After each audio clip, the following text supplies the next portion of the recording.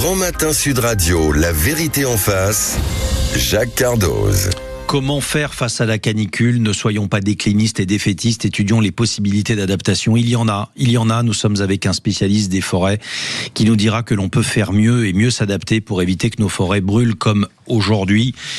Cet invité, c'est Christian Pinaudot. Bonjour monsieur. Bonjour, soyez le bienvenu au micro de Sud Radio. Vous êtes avec nous en studio. Vous êtes expert des incendies, auteur de Échec au feu de forêt, études sur la défense des forêts contre les incendies, édition L'Harmattan en 2020. Vous dites en un mot qu'on s'y prend mal. Qu'est-ce qu'on fait mal aujourd'hui ? Eh bien, si j'ose dire, nous sommes dans une situation qui est devenue urgente, bien qu'elle était prévisible depuis des années, oui. Puisque... Le GIEC, c'est il y a 20 ans, 25 ans.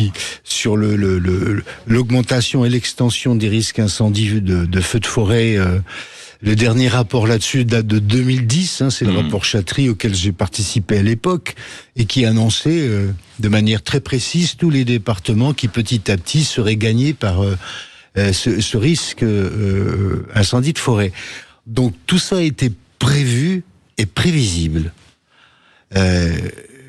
Là-dessus, il y a la confirmation de l'urgence climatique.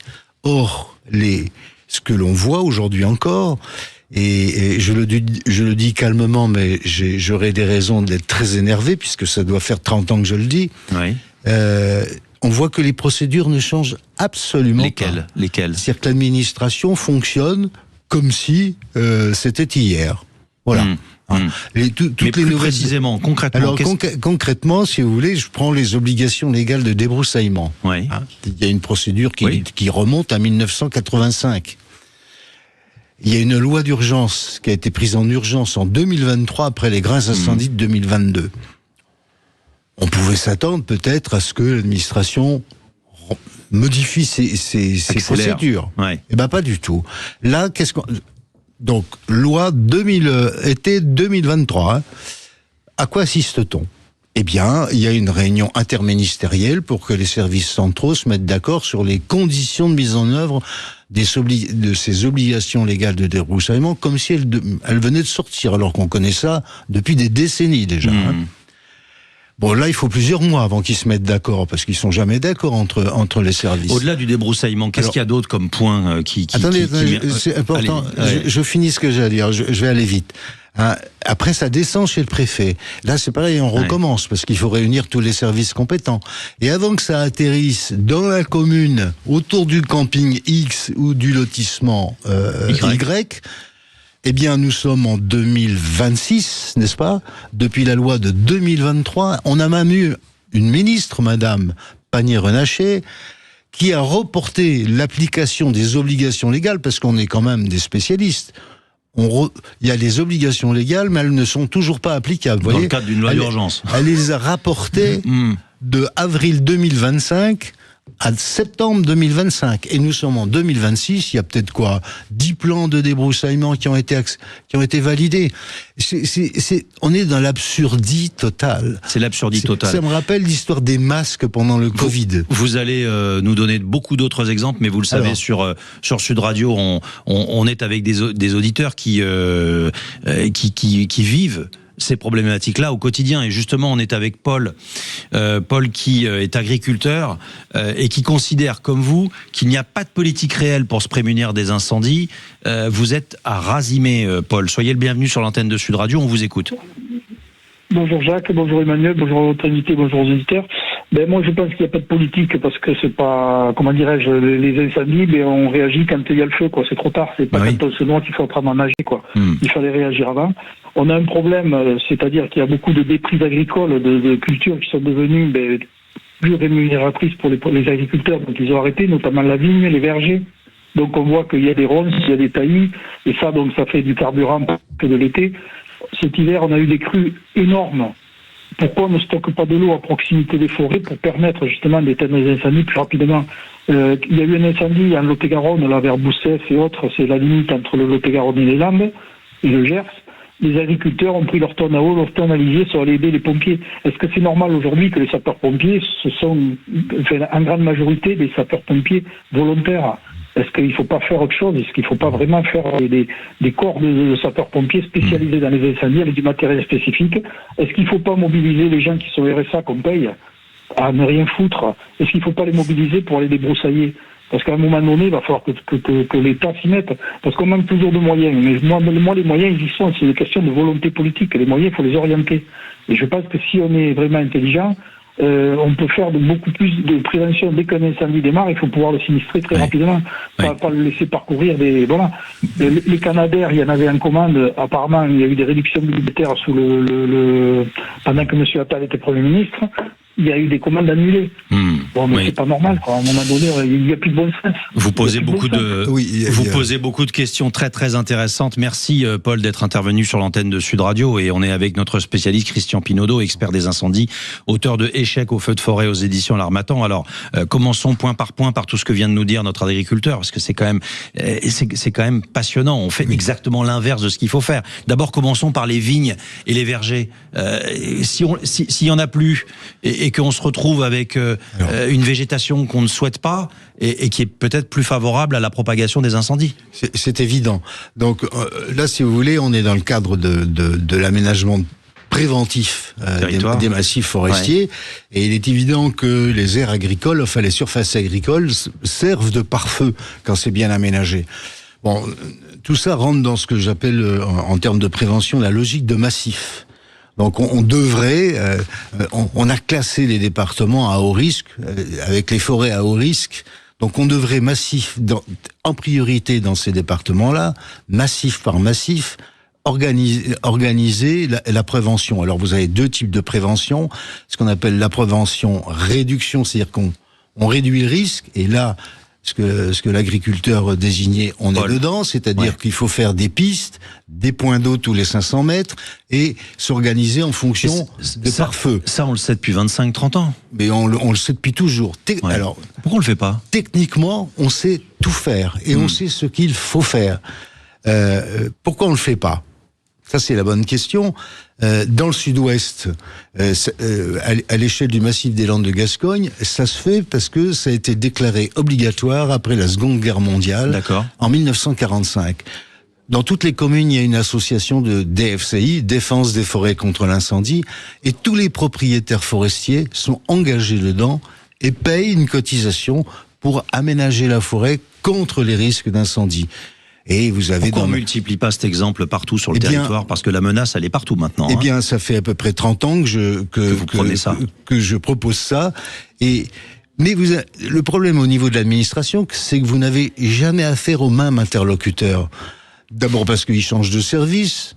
Et puis ensuite... ils sont déresponsabilisés quelque part. Ils se disent, bon, de toute façon, dans 6 mois, je serai ailleurs, donc je m'occupe pas de ce dossier, quoi. C'est un peu ça l'idée. C'est mon successeur qui s'en occupera, et ça dure comme ça depuis des années. Et chez un préfet, par exemple, a une durée de vie, si j'ose dire, une durée de vie de fonction, de 3 ans. Donc quand il arrive, il prend connaissance des problèmes, il y a 1 an qui se passe. La deuxième année, il commence... Et quand vous montez au niveau du ministère... Non, mais alors là, si vous voulez, c'est triste. Là, si vous voulez, au niveau du ministère, les services centraux, ils sont préoccupés par d'autres priorités qui sont le déroulement de leur carrière par rapport à tel ou tel service. Vous faites un constat implacable, extrêmement sévère de la gestion de ces incendies depuis 30 ans. Si vous, dans mon livre, c'est une histoire qui commence en 1900 que je raconte, c'est 40 ans d'histoire que je raconte. Depuis les grands incendies de la Gironde de 1949, qui ont fait 82 morts civils et militaires, on a ce triste record depuis longtemps, et j'espère qu'il ne sera pas amélioré, si j'ose dire. Mais les modèles, ils sont connus, les procédures sont connues, les techniques sont connues, mais on les met pas en route. On sait tout ce qu'il faut faire, mais on ne le fait pas. Il faut aussi que les propriétaires et les propriétaires forestiers eux-mêmes se prennent par la main, qui n'attendent pas que les choses tombent du ciel. Vous parliez des débroussaillements tout à l'heure. Les municipalités, elles peuvent demander, mais il n'y a pas de caractère coercitif. Alors, le problème, c'est que le maire, il faut donner carte blanche au maire. Il faut aussi l'aider, peut-être aussi. Oui, mais attendez. on est dans le cadre de la protection des biens et des personnes.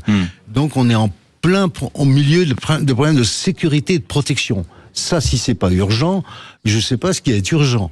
Donc il faut que les maires aient sur leur territoire les mains libres d'agir. C'est eux qui savent où il faut débroussailler en première urgence, débroussailler en deuxième urgence, débroussailler en troisième urgence le long des lignes de chemin de fer ou les choses comme ça, le long des... C'est eux qui savent. S'il faut qu'ils attendent une décision du ministre qui passe par le préfet, on perd des mois d'efficacité. Alors Christian Pinaudot, il y a ce qu'on sait faire, il y a ce qu'on devrait faire et qu'on ne fait pas, et puis il y a aussi des initiatives nouvelles qui mériteraient d'être étudiées. Je me suis retrouvé récemment dans une gare régionale qui était entièrement bétonnée. Il n'y avait pas un arbre, il n'y avait pas un abri. Il faisait 45 cagnards total. Je me suis dit, mais le département, la région, la municipalité, personne s'est dit on va végétaliser tout ça. Je veux dire, on nous donne des leçons toute l'année sur ce qu'il faut faire et on n'est pas capable, par exemple, de végétaliser un endroit qui nécessite d'être végétalisé parce que ça permettrait à tout le monde d'être à l'ombre, ça permettrait de faire baisser la température. Vous parliez tout à l'heure des dangers sur les trains et ils existent. On ne le fait pas, ça non plus. Vous savez quoi? Vous restez avec nous, il est 9h42. On se retrouve dans quelques secondes et vous allez nous répondre à tout ça.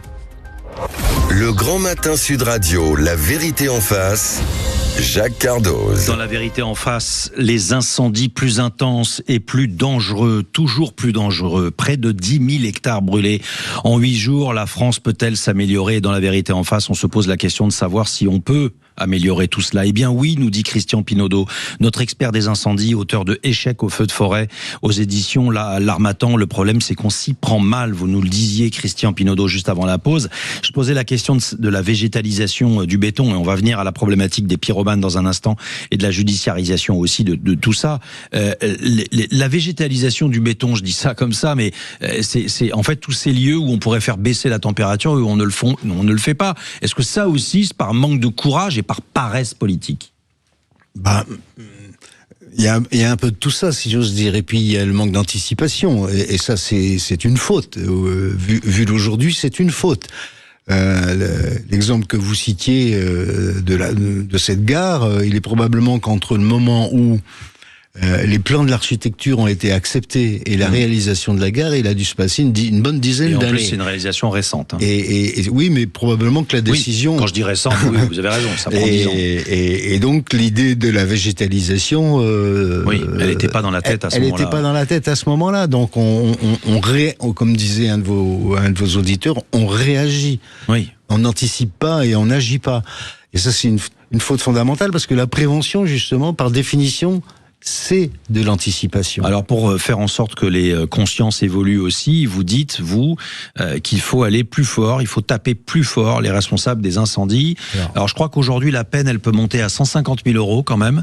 Il peut y avoir de la prison avec... Je parle au maximum. Hein. Ouais. C'est 200 000 le maximum. 200 000 le maximum. Ouais. Et c'est pas suffisant?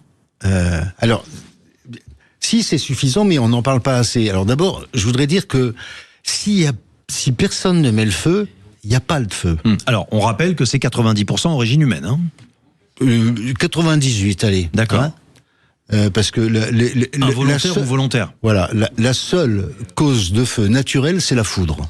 D'accord. Tout le reste, c'est d'origine humaine, directement ou indirectement. C'est clair. Hein donc je le répète parce que c'est important. C'est comme les maladies. Si vous ne connaissez pas les causes et vous ne traitez pas les causes, vous serez toujours malade. Donc, si personne ne met le feu, il n'y a pas de feu, quelle que soit la température. C'est pas la faute de la canicule, les incendies de forêt. Hein. Non, ça, la canicule crée la condition qui va favoriser la propagation. C'est un facteur aggravant. Ah, voilà, exactement. Mais c'est pas la cause. Donc, il faut poursuivre les incendiaires. Alors, vous avez les catégories volontaires. Il y a des enquêtes qui sont faites systématiquement derrière chaque feu. C'est pas facile. Puis après, vous avez tous les accidentels. Mais là aussi, il faut donner une suite à ces. En termes de judiciarisation, qu'est-ce qu'il faudrait faire pour vous? C'est le fait qu'on ne le fait pas suffisamment savoir. Absolument. C'est pas tellement la peine elle-même. La peine, elle vous va, 200 000 €. Mais bon, je sais pas si. Et 10 à 20 ans de prison. Il faut aussi le préciser. Donc ça veut dire quand même que vous êtes pour une plus grande sévérité. Voilà, plus l'indemnisation des dégâts. Je cite 2 exemples. La voiture qui prend feu au pied de la forêt usagère de la Teste en Gironde et qui donc met le feu à cette forêt. Que s'est-il passé après ? Est-ce que l'individu qui cause de l'accident a été arrêté ? A-t-il été condamné ? Quelle est la sanction ? Personne ne sait rien. Vous avez ce monsieur qui a une remorque avec un barbecue sur l'autoroute. Est-ce qu'il a été arrêté ? Est-ce qu'il a été sanctionné ? L'assurance participe-t-elle au reboisement des forêts endommagées ? Enfin, on ne sait rien sur tout ça. Donc vous avez une espèce de sentiment d'impunité et les gens s'imaginent que c'est naturel finalement. Christian Pinaudot, vous restez avec nous, expert des incendies, et effectivement, on essaye d'élargir aussi un petit peu le débat à la question du bien commun, et parce que c'est aussi l'actualité de tous ceux qui s'inquiètent pour l'avenir de la planète. C'est aussi la question de la raréfaction de l'eau. Face à tout ça, on sait qu'il y a des zones de sécheresse, il y a des restrictions. Là aussi, on fait pas forcément tout ce qu'il faut. On a en ligne Bernard Jonquet. Vous êtes fondateur de Ciel Vert International, et vous avez Bernard Joanniquet, pardon, pardon d'avoir écorché votre nom. Bernard, soyez le bienvenu sur l'antenne de Sud Radio à 9h51.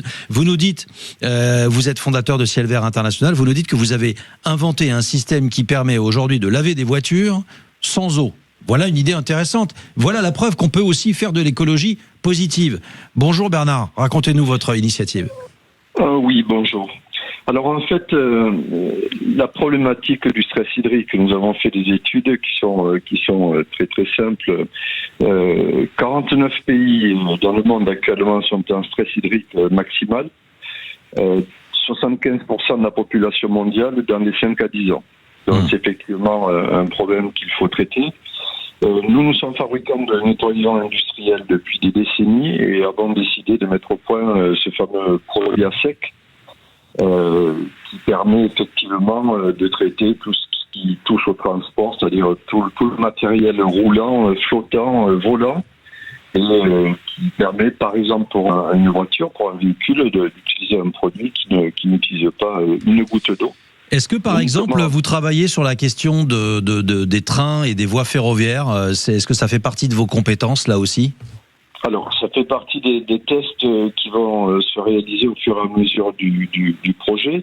Je précise juste que ce type de produit existe depuis des années, mais c'est aujourd'hui, effectivement, qu'il fallait conceptualiser ce concept pour essayer d'apporter une solution. Alors sur des régions plus sensibles que d'autres, notamment en France, là nous venons de mettre en place la Corse, nous venons de mettre un distributeur en place sur la Corse, mais nous sommes aperçus que comme nous nous inscrivons avec ce produit dans le développement durable, c'est-à-dire que c'est un produit qui est écologique à 97% naturel, nous intéressons aussi des régions et des acteurs qui ne sont pas forcément directement touchés par ce problème, parce que on développe un produit qui permet, par exemple, avec un seul et même produit, de traiter la carrosserie, l'intérieur, le moteur d'une voiture. Et donc, on répond.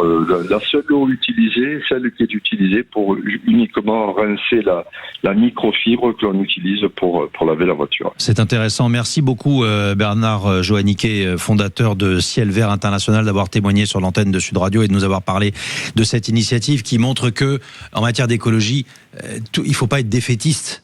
Il y a des choses à faire, Christian Pinaudot. Il suffit simplement d'être réaliste et pas d'être dans l'incantation.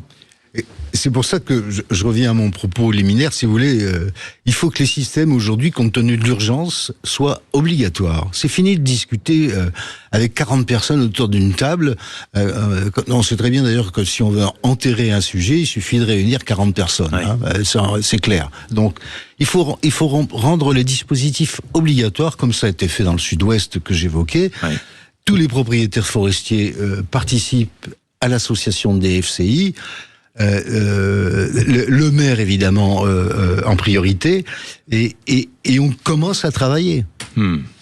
Si on attend que la solution vienne de l'État, elle ne viendra pas. L'État il est sollicité de toutes parts et on voit très bien qu'il peut pas répondre à toutes les demandes. Mais De même qu'en matière on parlait de judiciarisation, il faut que les habitants localement surveillent les lisières des forêts, signalent aux gendarmes ou aux pompiers la voiture qui est garée bizarrement là, alors qu'elle a rien à y faire. Il faut que les gens s'impliquent dans la protection des environs, dans la surveillance des environs. Et à ce moment-là, vous avez, si j'ose dire, un cercle vertueux qui va se mettre en place. Tout reste à faire. Merci beaucoup, Christian Pinaudot, expert des incendies, auteur de Échec au feu de forêt, étude sur la défense des forêts contre les incendies. Tout reste à faire parce qu'on ne fait pas ce qu'il faut. Merci d'avoir témoigné à l'antenne de Sud Radio, et votre livre est à retrouver aux éditions L'Harmattan depuis 2020. Et vous nous le dites, ça fait 40 ans qu'on sait tout. C'est plus la peine d'organiser des colloques. On sait tout est là, il faut le faire. Merci d'avoir accepté notre invitation. C'est l'ami Maxime Liédot qui va prendre le relais dans quelques instants pour ces 3 prochaines heures d'information. Maxime, de quoi s'agit-il aujourd'hui ? Bonjour Jacques, bonjour à toutes, bonjour à tous. Ravi de vous retrouver pour 3 heures de discussion, de débat comme chaque matin, et ce jusqu'à la fin du mois de juillet. Dans quelques minutes, 2 coups de gueule. Le premier, celui d'une sénatrice qui vient de sortir un rapport sur le fameux droit d'asile en France. Cette mission avait été lancée au moment où Bruno Retailleau voulait avoir le coût réel de ce que coûtait l'immigration en France. Un chiffre est tombé. La modique somme de 2 milliards d'euros, sachant qu'elle le précise dans son rapport. Tout n'est pas pris en compte. On sera avec elle dans une poignée de minutes. Puis dans nos débats, vous l'avez évoqué un peu ce matin, ce qu'on appelle dans notre jargon des fameux qualis sur l'image de Marine Le Pen, avec 79% des Français encore qui la qualifient d'extrême droite. Ah bon, est-ce que Marine Le Pen est encore d'extrême droite ? C'est la question qu'on vous pose au 0826 300 300, et bien sûr à laquelle on va essayer de répondre nous en studio avec nos débatteurs. Et puis on va s'intéresser aux propos de quelqu'un qui parle très peu, qui a donné une interview fleuve aux médias Légende avec Guillaume Pley. C'est Bernard Arnault, rien que ça, celui qui est en tête des plus grandes fortunes de France. Il dit quelque chose: en France, de toute façon, la réussite est mal vue. Nous n'aimons pas la réussite en France. Ah bon, là aussi, est-ce que nous détestons à ce point la réussite ? Et puis après cette semaine un peu folle pour quand même le camp de la droite et d'une partie de la droite en France, à partir de 12h30, nous nous entretiendrons avec Jean-Yves Camus, qui est spécialiste des radiqués politiques. Il travaille à la Fondation Jean Jaurès. Et pour lui, précisément, quand on dit que Marine Le Pen est d'extrême droite, c'est ne pas totalement s'intéresser au fond du sujet. Et on en parlera avec lui, le tout bien sûr avec vous, amis auditeurs, au 0826 300 300. Très intéressant, c'est à suivre sur l'antenne de Sud Radio. Alors, il y avait un jeu ce matin. Vous le savez, vous avez la possibilité de jouer et de partir en voyage en République Dominicaine, mais vous aviez aussi la possibilité de gagner une paire de lunettes Chris, et c'est Christelle de Villeneuve-sur-Lot qui est la gagnante. Alors Christelle, félicitations pour avoir participé ce matin et d'avoir gagné ces lunettes Chris. Voilà un petit plus pour votre pouvoir d'achat au moment où les vacances scolaires commencent. Il est 9h57. Merci de nous avoir accompagnés toute la semaine. Dans un instant, donc, Maxime Liédot. Je remercie Juliette Rioufol qui était à la préparation des entretiens politiques toute cette semaine. Je vous retrouve tout le mois d'août. Dans un instant, Maxime Liédot. À la réalisation, c'était John. Et aux manettes, au téléphone et au standard, c'est Manu. Très bonne journée à tous. Passez un très bel été. Bonne journée à tous.